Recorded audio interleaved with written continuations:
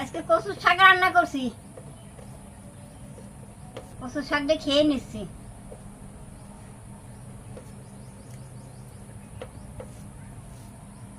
গরম কি বুঝি, গরম পড়ছে, মানে কচুর শাক খাওয়া ভালো, কচু ঠান্ডা।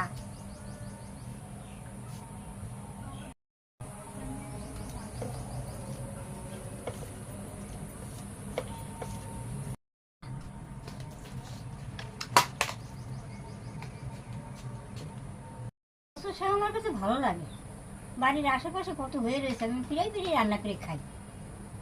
কচু শাক শাক আমার এগুলো খুব প্রিয় জিনিস।